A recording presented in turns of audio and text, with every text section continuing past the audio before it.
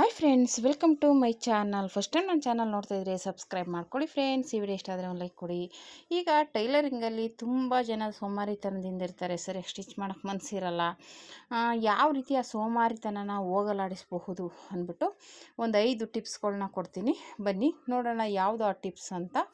ಮೊದಲನೇದಾಗಿ, ಈಗಿನ ಜನ್ರೇಷನ್ ಅನ್ನೋದಕ್ಕಿಂತ ಎಲ್ಲರ ಹತ್ರನೂ ಫೋನ್ ಇರುತ್ತೆ. ಫೋನ್ನ ಹಿಡ್ಕೊಂಡು ಕುತ್ಕೊಂಡ್ಬಿಟ್ರೆ ಮುಗೀತು.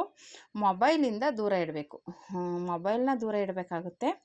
ಏನಕ್ಕಪ್ಪ ಅಂದರೆ, ಒಂದು ಕ್ಷಣ ನಾವು ಈ ಫೋನ್ನ ತೊಗೊಂಡು ಒಂದು ರೀಲ್ ನೋಡ್ತಾ ಇದ್ವಿ ಅಂದರೆ ನಾವು ನೋಡ್ತೀವಿ, ಇಲ್ಲ ಅಂತ ಹೇಳಲ್ಲ. ಅದರಲ್ಲೇ ಮುಳುಗೋಗಿರ್ತೀವಿ. ಟೈಮ್ ಎಷ್ಟೊತ್ತು ಹೋಗುತ್ತೆ ಅನ್ನೋದೇ ಗೊತ್ತಾಗಲ್ಲ, ಹಾಗಾಗ್ಬಿಡುತ್ತೆ. ಹಾಗಾಗಿ ಟೈಮ್ ಹೋಗೋದು ಗೊತ್ತಾಗಲ್ಲ, ಟೈಮ್ ವೇಸ್ಟ್ ಮಾಡಿಬಿಟ್ಟಿರ್ತೀವಿ. ಹಾಗಾಗಿ ಮೊದಲನೇ ಟಿಪ್ಸ್ ಬಂದ್ಬಿಟ್ಟು, ಈ ಮೊಬೈಲಿಂದ ದೂರ ಇರಿ. ಓಕೆನಾ? ಮೊಬೈಲ್ನ ದೂರ ಇಟ್ಬಿಟ್ಟು ನಿಮ್ಮ ಕೆಲಸದ ಕಡೆ ಗಮನ ಕೊಡಬೇಕಾಗುತ್ತೆ. ಅಂದರೆ ನೋಡಬೇಕು, ಎಷ್ಟು ನೋಡಬೇಕೋ ಅಷ್ಟು ನೋಡಬೇಕು. ಸುಮ್ಮನೆ ಅತಿಯಾಗಿ ನೋಡೋಕ್ಕೆ ಹೋಗ್ಬಾರ್ದು. ಓಕೆನಾ? ಮೊಬೈಲಿಂದ ದೂರ ಇರಬೇಕು.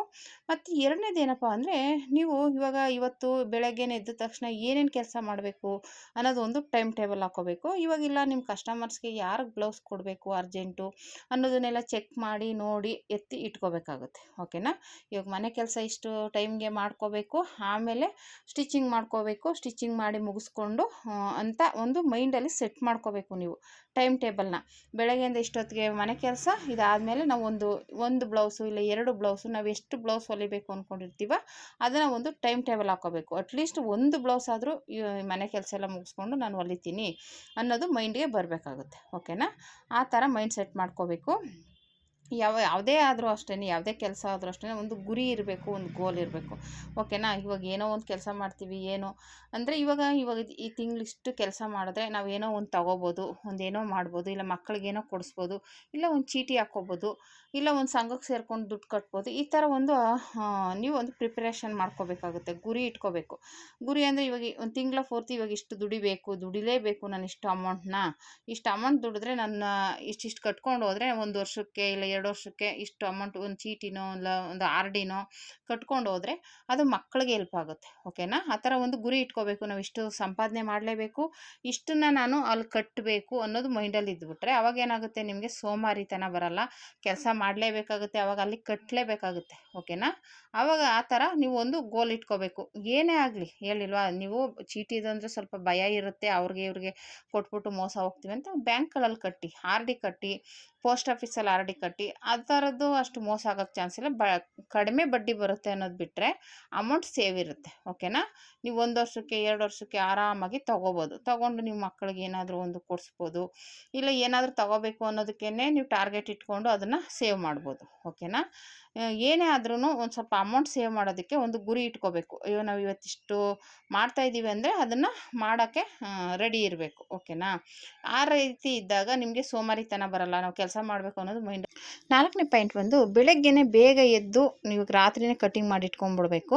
ಬೆಳಗ್ಗೆನೇ ಎದ್ದು ಬೇಗ ಸ್ಟಿಚ್ ಮಾಡೋಕ್ಕೆ ಟ್ರೈ ಮಾಡಬೇಕು. ಅಂದರೆ ನೀವು ಮನೆ ಕೆಲಸಕ್ಕೆ ಸ್ಟಾರ್ಟ್ ಮಾಡೋಕ್ಕೆ ಮುಂಚೆನೇ ಒಂದು ಬ್ಲೌಸ್ ಹೊಲಿಯೋ ಥರ, ಆ ಥರ ಬೇಗ ಎದ್ದು ಕೂತ್ಕೊಂಡಾಗ ಏನಾಗುತ್ತೆ, ಬೆಳಗ್ಗೆ ಹೊತ್ತು ನಮ್ಗೆ ಯಾರೂ ಡಿಸ್ಟರ್ಬ್ ಮಾಡೋದಿಲ್ಲ. ನಾನು ಒಂದೊಂದು ಸಲ ಬೇಗ ಎದ್ದು ಮುಗಿಸ್ಬಿಟ್ಟು ಆಮೇಲೆ ಮನೆ ಕೆಲಸ ಸ್ಟಾರ್ಟ್ ಮಾಡ್ತೀನಿ.